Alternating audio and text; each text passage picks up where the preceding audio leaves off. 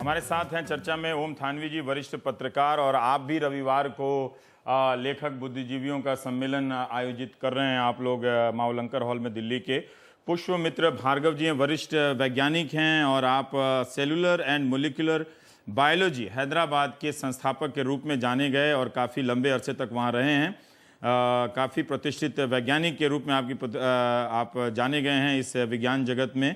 राकेश सिन्हा जी हैं हमारे साथ, संघ के विचारक हैं, और मालिनी अवस्थी भी हमारे साथ जुड़ने वाली हैं। पुष्पमित्र भार्गव जी, हम आपसे जानना चाहते हैं कि काफ़ी देर से वैज्ञानिक समुदाय जो है वो उसने अपनी प्रतिक्रिया व्यक्त की है जब सारा कुछ हो गया, और आप देख ही रहे थे कि किस तरह से विज्ञान पर एक तरह से वैज्ञानिक सोच पर हमले हो रहे थे। जो मिथकीय बातें हैं उनको वैज्ञानिक बताकर दावेदारी की जा रही थी। तब आपके वैज्ञानिक कम्युनिटी ने कुछ भी नहीं कहा।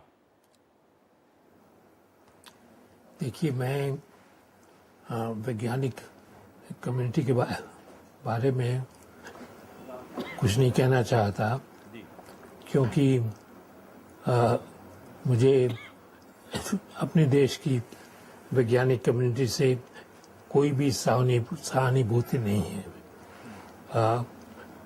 बहुत ही वो सोशली इनसेंसिटिव हैं जब हमारी साइंटिस्ट की वैज्ञानिक की कम्युनिटी है। तो मैं जो कुछ भी उन्होंने किया या नहीं किया उसके बारे में मैं कुछ भी नहीं कहना चाहता। सिर्फ ये कहूँ आपने क्यों किया, क्योंकि ये कहा जा रहा है कि आप मोदी सरकार के विरोध में, बीजेपी के विरोध में माहौल बनाने के लिए ये सब कर रहे हैं। ये बीजेपी का आरोप है।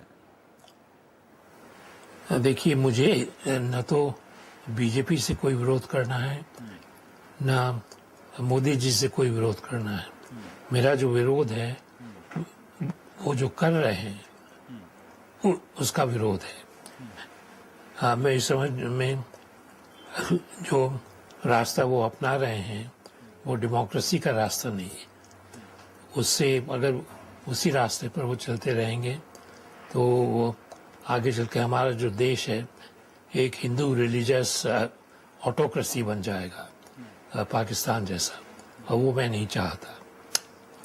अगर वो डेमोक्रेसी के रास्ते पर चलें तो मैं उनको पूरा सपोर्ट दूंगा। तो ये कोई पर्सनल मामला नहीं है, ये प्रिंसिपल्स का मामला है। आपको क्यों ऐसा लग रहा है कि प्रधानमंत्री के नाते वो ये सब कुछ कर रहे हैं?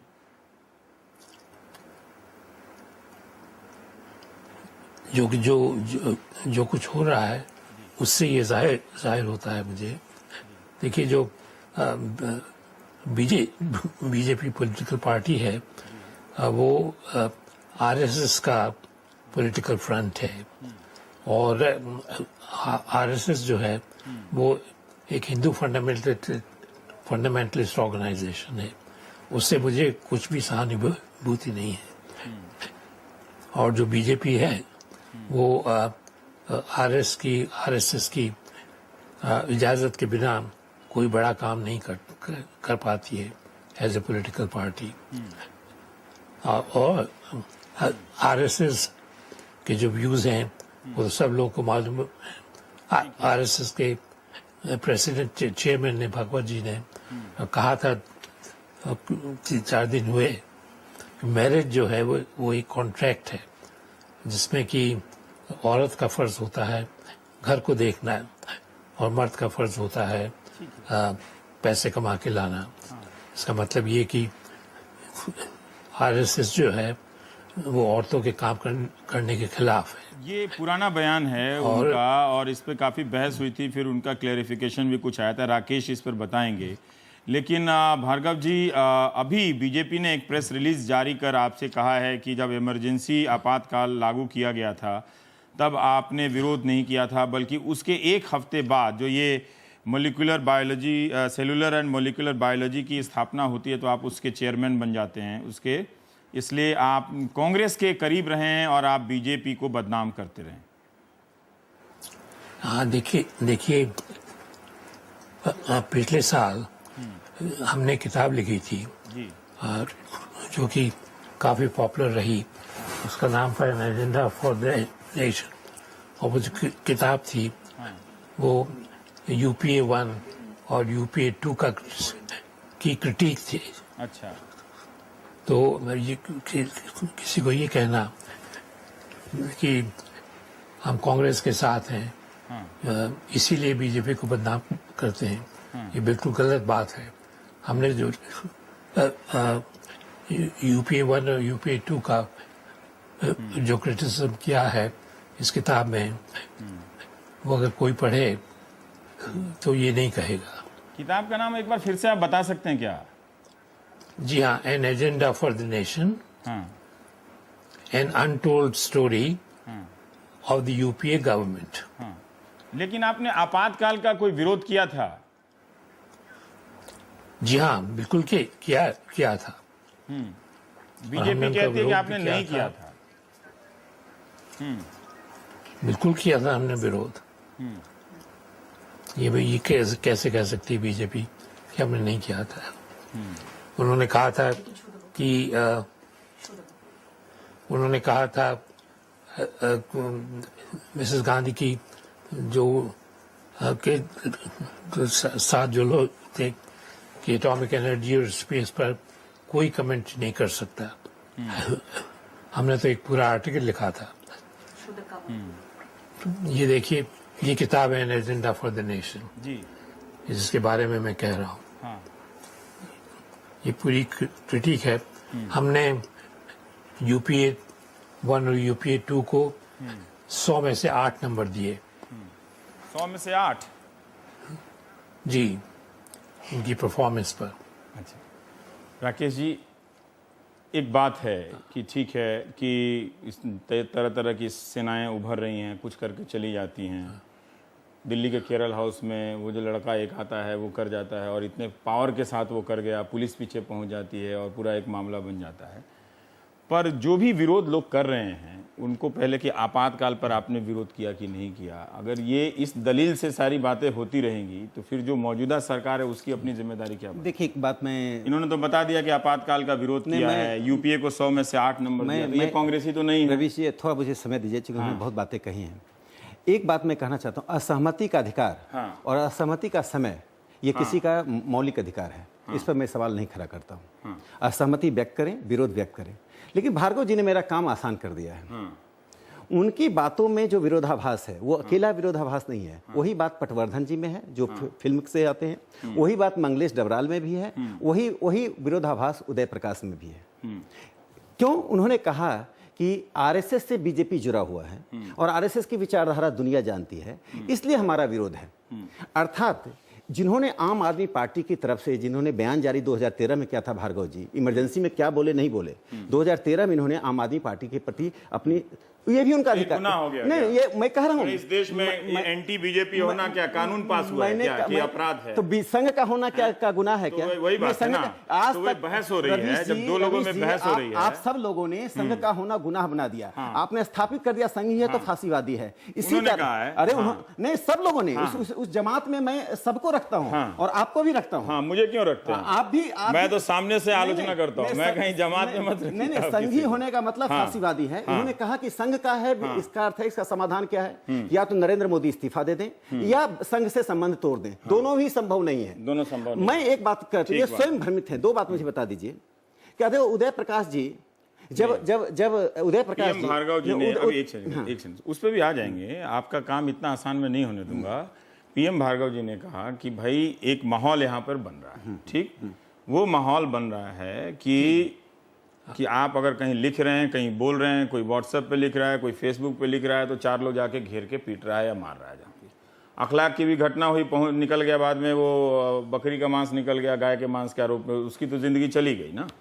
तो वो एक माहौल बन रहा है। तो इसमें ये उम्मीद करना ठीक है कि वो कानून व्यवस्था का है, तो जब कानून व्यवस्था का मतलब था तो 15 अगस्त को काहे के लिए लाल किला से आप बोल रहे थे कि ये सांप्रदायिकता पे बहस समाप्त होनी चाहिए, हम सबको मिलकर काम आपके चैनल पर बैठकर, जब आप अपने फेसबुक, जब आप सोशल मीडिया से बाहर हो गए और आपने लिखा, तो मैं आपके ही चैनल, अंग्रेजी चैनल में बैठकर कहा कि एक प्रोमिनेंट जर्नलिस्ट ऐसा कर रहा है, ये गुंडागर्दी नहीं चलनी चाहिए। तो मैं संघ का होकर मैं संघ की आलोचना कर रहा हूँ। एक बात और, मुझे फेसबुक ट्विटर पर इतनी गालियां मिली, मैं संघी होने के नाते, तब मैंने कल फेसबुक मैंने भी कहा कि आपको भी जो लोग गाली देते हैं वो भी गलत है। मैंने ट्विटर पर कभी कांग्रेसी कम्युनिस्टों को ब्लेम नहीं किया। मैंने कहा कि जो लोग ऐसा करते हैं मैं उनको कानून के हवाले करूंगा। तो गलत है ना कि कोई बात उठी है तो उस बात का विरोध होना चाहिए ना, कि करने वाला वो आपातकाल की आलोचना नहीं किया। जाओ पहले भाई उस आदमी का साइन लेके आओ, दीवार फिल्म थोड़ी चल रही है देश की राजनीति में। मैं अपनी बात कह दूं, यदि असहमति और असहिष्णुता के प्रति हमें अभियान चलाना है तो मैं तो साथ हूं, लेकिन यदि आप कह रहे हैं कि आरएसएस ही खराब है तो आप कौन से वाले थे? आपका आरएसएस वाले तो आपकी आपत्ति समझ गया मैं। कुलवर्गी, ये जो माहौल बन रहा है, कौन सा माहौल बन रहा है? जब कुलवर्गी की हत्या हुई, तो मुझे एक बात बताइए, जब कुलवर्गी की हत्या हुई तो साहित्य अकादमी को शोक सभा आयोजित करनी चाहिए। मैं साहित्य अकादमी की आलोचना करता हूं यदि उन्होंने नहीं किया तो। इसमें नरेंद्र मोदी कहां से आते हैं? विश्वनाथ त्रिपाठी कौन है? थानवी जी बताएंगे। विश्वनाथ त्रिपाठी जी उन्हीं की विचारधारा से पले बढ़े, आज कहां है मुझे नहीं मालूम। तो ये साहित्य अकादमी की आलोचना कीजिए जो लेखकों की स्वायत्त संस्था है, जो भारतीय जनता पार्टी द्वारा लेखकों ने साहित्य अकादमी की आलोचना के क्रम में अवार्ड लौटाया था या प्रधानमंत्री की आलोचना में? नहीं, देखिए साहित्य अकादमी तो सिर्फ एक हिस्सा थी। ये सिलसिला चला आ रहा है। इस बात को सिर्फ ये देखना कि एक हादसा हुआ और उसके खिलाफ, क्योंकि लेखक मारे गए और लेखक साहित्य अकादमी के कार्यकारिणी के सदस्य भी रहे, तो साहित्य अकादमी क्यों चुप रही? लेकिन मेरा मानना यह है कि सिर्फ एक घटना को केंद्र में रख के हम सोचें साहित्य अकादमी के खिलाफ ये कोई बात थी, ऐसा नहीं है। लेखक काफी समय से ये महसूस कर रहा है कि देश में घृणा का ऐसा माहौल बना है कि आपको लिखते हुए घुटन महसूस होती है। जो लिखता है, किताब के लिए कोई बैठा है, उसका मुंह काला कर दिया जा सकता है, लोगों को गोली मार दी जा सकती है। लिखने के लिए कभी भी इतना संकट, देखिए इमरजेंसी इस देश में रही, वो बड़ा काला अध्याय था। कांग्रेस के नाम पे भी कलंक था, देश में भी कलंक था। देश में कांग्रेस की सरकार रहते हुए भी वो एमएफ हुसैन को जाना पड़ा था ना। नहीं, मैं वही कह रहा हूं कि नहीं लाया गया। जो फिल्में आती थी उन सब का विरोध तो कांग्रेस की सरकार रहते हुए भी किया गया था। उसका विरोध लोगों ने किया था। तब लोगों को ये नहीं कहा गया था कि आप भाजपा के पिट्ठू हैं। तब कोई किसी कांग्रेसी ने ये नहीं कहा था जब हम लोग सड़कों पे आए एमएफ हुसैन साहब के पक्ष में। बल्कि मेरी व्यक्तिगत तौर पे उस वक्त जो गृह मंत्री थे, जो बाद में राज्यपाल बन गए, पाटिल साहब, उनसे बहस हुई। उन्होंने कहा मैंने वो पेंटिंग्स खुद देखी हैं। मैंने कहा आपको पेंटिंग की क्या समझ है? आप एक पैनल बनाइए जो चित्रकला को जानता हो। तो इस तरह से ऊपर उन्होंने हमको ये नहीं कहा कि आप भाजपा के पिट्ठू हैं। अभी क्या हो गया है कि असहिष्णुता, इसलिए मैं कहता हूं कि लोग कहते हैं आप कांग्रेस के पिट्ठू हैं, आप चुनाव लड़ना चाहते हैं, यानी आप संदेश से देखते हैं। और यहां तक कहा गया कि मैन्युफैक्चर्ड चीजें हैं। तो आपने कुल मिला के लोगों की नीयत पे, इतना बड़ा वैज्ञानिक देश का आज अगर पद्म भूषण लौटा रहा है और आप उसको ये सवाल पूछें, मैं पूछ नहीं सकता हूं, आपने पूछ लिया, मैं संदेह कर नहीं सकता उनकी नीयत में कि किस तरह से उनको एक इतने बड़े वैज्ञानिक को हम उसकी नीयत पे संदेह करें। उनकी घुटन को, उनकी तकलीफ को समझने की जरूरत है कि क्यों उनको मजबूर होना पड़ा इस उम्र में एक इतना बड़ा सम्मान लौटाने के लिए। सर मैं एक बात यहाँ हस्तक्षेप करूंगा। भार्गव साहब ने स्वयं कहा कि आपातकाल के बाद उन्होंने खंडन नहीं किया, आपातकाल के बाद उन्होंने पद प्राप्त किया, पद से उनको नाराजगी नहीं थी। आपातकाल के बाद अब इसका मतलब कोई पद ही नहीं रह गया। आपातकाल के बाद लोग आपातकाल का विरोध कर रहे हैं। अभी रामचंद्र गुहा ने लिखा है, क्या लिखा है कि जगमोहन आपातकाल के थे ना सिंबल, उनको आपने मंत्री बनाया कि नहीं बनाया? मेरी बात सुन लीजिए, बनाया ना आपने मंत्री। आपातकाल में जेल जाने वाले और मदद करने वाले कितने लोग अब बीजेपी में घूम रहे हैं, उनको पता भी नहीं। लीजिए, इन्होंने आम आदमी पार्टी के एक्टिविस्ट रहे हैं, जिस तरह से इन्होंने वैज्ञानिकों को कौन है? देखिए वही बात है ना, अरे क्या बात कर रहे हैं? जब हम बात ही नहीं है, संघ के हैं तो गुनाह हो गया। पहचान रहे हैं ना, नहीं बात की बात हो रही है ना कि आपको ऐसे थोड़े कोई संघ को सीधा कोई रिजेक्ट कर रहे हैं। संघ को ही खारिज कर दिया है। नहीं कर रहे हैं, वो जो माहौल बन रहा है उसके बारे में बात, माहौल की बात नहीं की, माहौल की बात हो रही है। संघ माहौल बना रहा है। आम आदमी पार्टी के सदस्य हैं, कुलवर्गी की हत्या कांग्रेस शासित राज्य में हुआ तो संघ ने किया, हमने आलोचना की। अखलाक की हत्या कहाँ हुई? समाजवादी आपके प्रधानमंत्री ने की आलोचना, आपके प्रधानमंत्री ने आलोचना की। कितने दिन लगाया? प्रशांत पुजारी की हत्या हुई, आपने डिबेट किया? सारे लोगों ने मेरे चैनल पर 10 बार चली है। आपने डिबेट किया? हर खबर को एक अपराधी को मारने के लिए मैं तो था बिहार में। आपको क्यों लगता है? क्या दाभोलकर हिंदू नहीं था? क्या दाभोलकर हिंदू नहीं था? क्या जो ये दलित मारे जाते हैं जिस पर मैं जाके प्रोग्राम करता हूँ, क्या वो हिंदू नहीं है? दाभोलकर जी क्या पंसारे हिंदू नहीं थे? क्या आप कहना चाहते हैं? क्या आप पंसारे हिंदू नहीं है? सुनिए तब तो मैं कहना हाँ, तो चाहूंगा कहिए ना इसमें। दाभोलकर जी की हत्या हुई, सनातन संस्था के लोग पकड़े गए, भाजपा शासन में आई, किसने उसको प्रोटेक्ट किया? सनातन संस्था तथाकथित हिंदू संगठन है, लेकिन जब पकड़े गए तो कौन तथाकथित कहने पे भी मार कर देते हैं। कौन मारता है? कौन मारता है? सवाल आज ये है आज इन्होंने कि बोला, इनको उसका कौन है रोक रहा है? आपको जो कहना है कहिए, उनको जो कहना कहिए। थानवी जी है को ना? किसने रोका? आपको किसने रोका? आप बिहार में थे, किसने रोका? आप बिहार में बीजेपी, आप अखलाक के मुकाबले में दाभोलकर को खड़ा मत कीजिए, नहीं, क्योंकि नहीं। दाभोलकर भी हिंदू है। अरे मैं ठीक कहा है? कर रहा हूं, मैं तो अखलाक- दाभोलकर के हत्या पर भी सबने किया मैं था। सब भारतीय किसी हैं, को ना- जो मारे जा रहे हैं भारतीय जो हैं। अखलाक की हत्या हुई उसका अलग परिस्थिति है। नहीं, वो आप लोग कर रहे हैं, क्योंकि मैं पूछा नहीं जा कर रहा रहा है हूं, कि आप आपने कर रहे हैं। दाभोलकर के समय आप नहीं कर रहे किया। हैं, आप प्रसाद कौन सी पुजारी हत्या पे आप किसने प्रसाद राय दी? पुजारी और अखलाक में अंतर कर रहे हैं। है ये ना? आप कर रहे हैं, क्योंकि ये पूछा आपके गया मन में नहीं, भ्रम है। मेरे मन में नहीं है। मन में भ्रम है। मेरे मन में नहीं अपने है ये भ्रम बात। को निकालिए। संघ मेरे के मन में साथ- नहीं है सर ये बात। देखिए रवीश जी, बात है कि एक हिंसा की एक बात लाइन है। में सुन लीजिए। हाँ। संघ के साथ यदि विमर्श करना है, हाँ। इसको अछूत नहीं मानिए, इसके विचारधारा से विमर्श कीजिए। वो अलग इसके- बात है कि वो बस संघ में के अलग भूमिका बात के कैसे है? आज जो तक संगठन जो है आप इसमें मेरी बात शामिल सुन- है, आप उसमें RSS शामिल मेरी है। बात सुन भी नहीं रहे हैं। आपके भी मन में बात है कि जो संगठन शामिल हैं, जो जाके केरल हाउस में हंगामा कर रहे हैं, उसमें संघ शामिल है। उसकी मैंने आलोचना की, मैं कहा अरेस्ट करो। तो नहीं है ना? क्या बात कर रहे हैं? मैंने तो कहा ऐसे जो संगठन हिंदू आ गए सेना हैं- की आलोचना की, गृह मंत्री ने आलोचना की, भारत की है। सरकार ने आलोचना, अब क्या चाहिए? ऐसे संगठनों के प्रति क्या ऐसी कार्रवाई है कि लोगों को अगर ये लगता है कि चूंकि एक अनुकूल सरकार है इसलिए ये इन लोगों का ज्यादा हो मैं गया एक है। उदाहरण दे देता हूं। तो इसमें मैं एक इसमें उदाहरण क्या है? देता हूं। हाँ। शिवसेना ने हाँ महाराष्ट्र में दर्जनों बार हाँ लाठियां चलाई, हाँ तो उसमें कांग्रेस की सरकार थी। हाँ। हमने भी आलोचना की, आज भी आलोचना कर रहे हैं। कोई नई बात हो रही है क्या? तो इस शिवसेना तरह ने की- भी तो किया ना। अरे इस तरह की मैं क्या मुंह कर रहा में हूं? काली मैं- RSS ने तो अरे नहीं मैंने किया। कहा कि पहली बार नहीं हो रहा है, जिसके कारण आप उद्वेलित हो रहे हैं। आपको यदि संघ से नरेंद्र मोदी से लड़ना तो सीधे लड़िए, उपक्रम मत चलाइए। पर उपक्रम थानवी जी, चलाइए, ये एक राजनीतिक सवाल उपक्रम है, ये एक सवाल है कि ये कहा जा रहा है कि अखलाक को लेकर आप ज्यादा संवेदनशील होते हैं, या फिर तभी होते हैं जब केंद्र में बीजेपी की सरकार होती है। जैसे इन्होंने कर्नाटक का उदाहरण दिया कि इसके सवाल पर आपने चर्चा की, आपने हंगामा किया।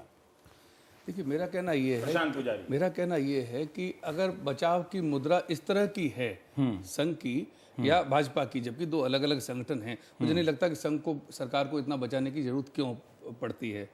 सरकार खुद बचाए। मुश्किल ये होती है कि सरकार बोलती नहीं है। सरकार का मंत्री जब बोलता है तो गाय की बात करता है, कुत्ते की बात करता है, या फिर वो कहता है कि मैन्युफैक्चर्ड वगैरह। तो उसकी निंदा तो की ना उन्होंने, तो किसने नहीं किया? वीके सिंह की निंदा जो है वो तो राजनाथ सिंह से लेके अरुण जेटली तक सब ने की उनकी निंदा। नहीं सुनिए, पर चीज ऐसी खाली निंदा नहीं होती, तुरंत कार्रवाई करनी चाहिए कि हो क्या रहा है। चिंता क्यों? लेखक चिंता अपने लिए नहीं कर रहा। लेखक की आजादी की बात लोग बार बार ही कहते हैं कि लेखक अपने लिए लड़ रहे हैं, अपने लिए लड़ रहे हैं। लेखक की आजादी उसके पाठकों की आजादी होती है। वो जो लाखों करोड़ों का जो समुदाय है वो उनको भी फिक्र कर रहा है, क्योंकि उसकी आजादी का असर उन पे पड़ता है। मेरा कहना यह है, लेखक क्यों परेशान है? ये कहना कि लेखक को अपनी व्यक्तिगत तौर पे पुरस्कार को लेकर कुछ बेचैनी है, कहीं कोई हत्या हुई है, वो ठीक है। उससे ज्यादा लेखक परेशान इसलिए कि उस समाज के बारे में लिखता है और समाज का ताना बाना बिखर रहा है। दलित हो, अल्पसंख्यक हो, ये बहुलता इस समाज की जो खूबी रही है भारत की, वो टूट रही है, वो टूट रही है।